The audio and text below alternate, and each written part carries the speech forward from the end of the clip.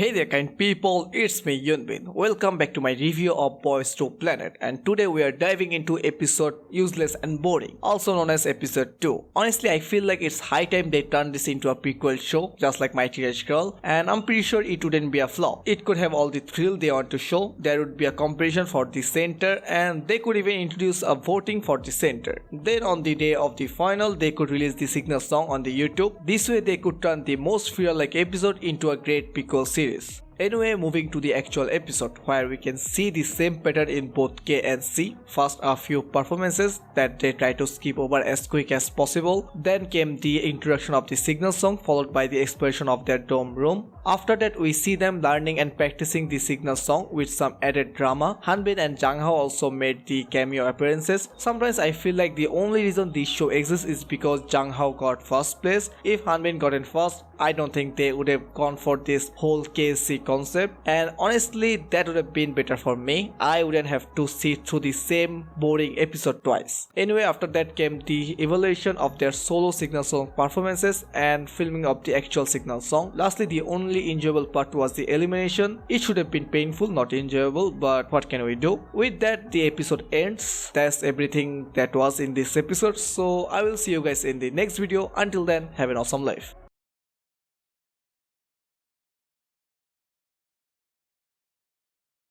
Gotcha. Either way, I'm not going over everything. This isn't a recap video, although they do get more views than me. I should start doing that too, I guess. Hey there kind people, it's me Yunbin. Welcome back to my recap of Boys to Planet. Nah, I'm bored already.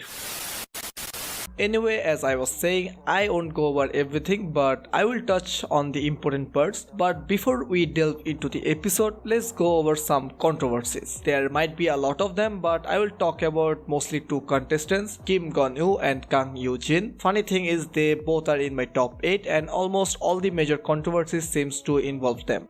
The first one isn't that serious. Geonwoo and Woojin were introduced as individual training, meaning they weren't under any company. But some people discovered that they had trained with Week 1 trainees. Many started claiming that Mnet is rigging the show again, since Week 1 is a CJM subsidiary which also owned Mnet. Plus, both of them got good amount of screen time and Geonwoo was the center. People calling out the favoritism and claimed that Mnet was hiding the Week 1 affiliation to avoid rising suspicion. Later, Week 1 clarified that Geonwoo applied for the show before joining the company, and after he joined, it was hard to group him with the existing trainee due to schedule conflict. As for Woojin, they tried to include him with their other trainee, but his style didn't match with theirs, so it was decided he would also appear as an individual trainee. That's all they said. Whether it's true or not, who knows.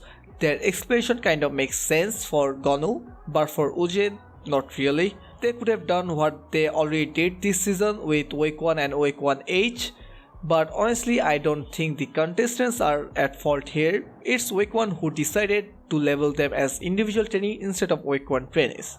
Woojin also faced another controversy where someone claiming to be his classmate or who knew his classmate said the background story shown in the episode was false. In the show, he was portrayed as a poor country boy who came to Seoul for busking, but it turned out he attended school in Seoul. Even if that's true, I don't think it's Woojin's fault. The showmakers just wanted to show a touching emotional story, so they edited it that way. It's not like he lied about it. So personally, I don't think he deserved the hate for that. Now, Geonwoo's situation is a bit more serious, but again, we don't know what actually happened. Cases like this are always he said, she said. Still, don't judge anyone without knowing 100% of the fact. But now I'm going to do the same thing. What we know so far is that someone from a company where Geonwoo was a trainee claimed that he was the staff and director's favorite. They allegedly helped and favored him. But let's be for real, if you are good at what you do, you will get favoritism from your senior. That applies to every field. It's not like he bribed them or anything. Companies naturally invested more in trainees who show potential. And if they were really so biased toward him, why didn't he debut? Wouldn't his debut have been guaranteed?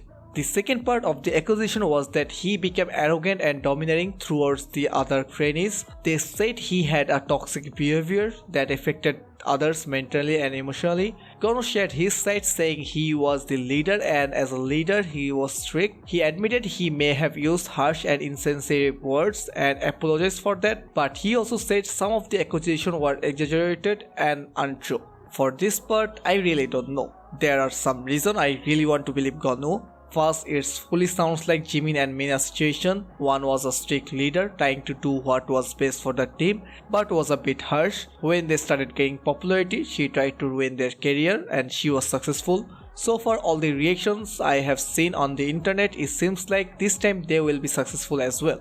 People don't learn. Not only the Jimin and Mina situation, in Produce X 101 a similar thing happened. Same thing happened in peak time. There the contestant left the show and proved his innocence in the court.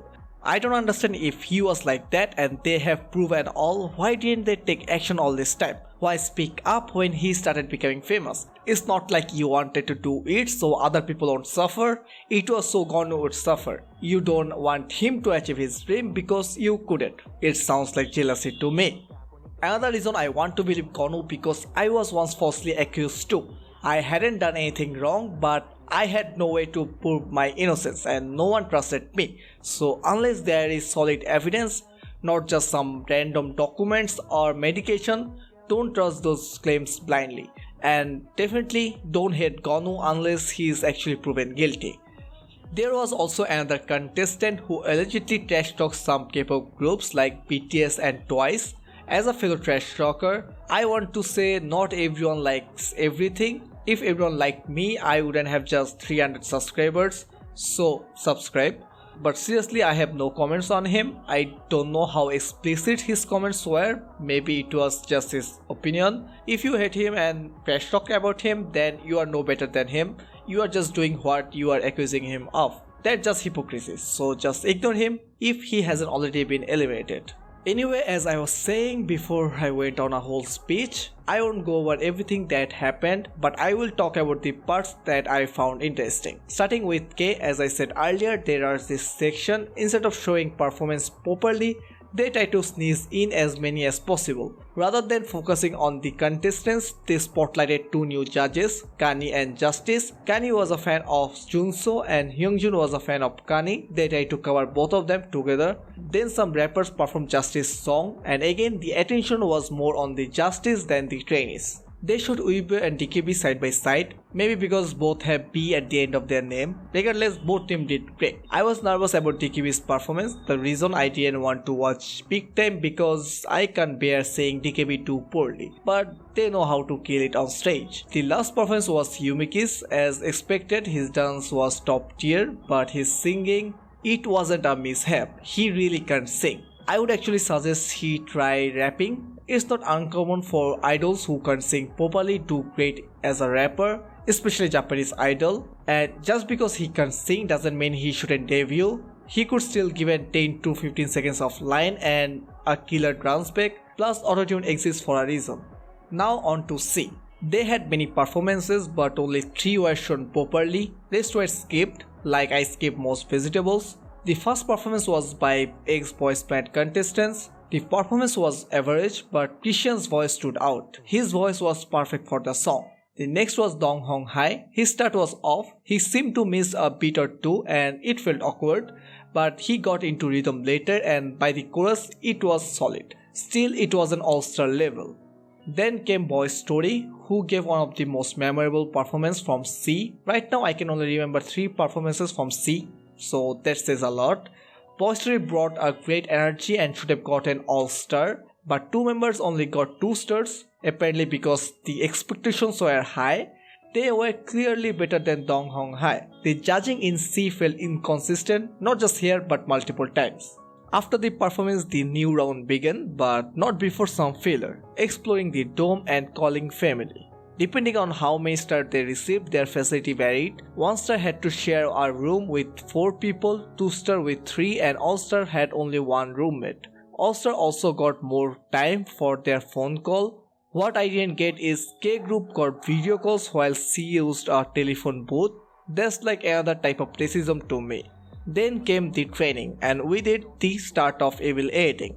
At first I thought Yumeki would be targeted because of his reactions, but they focused on Sho instead. It wasn't exactly evil editing though, he was pretty stubborn.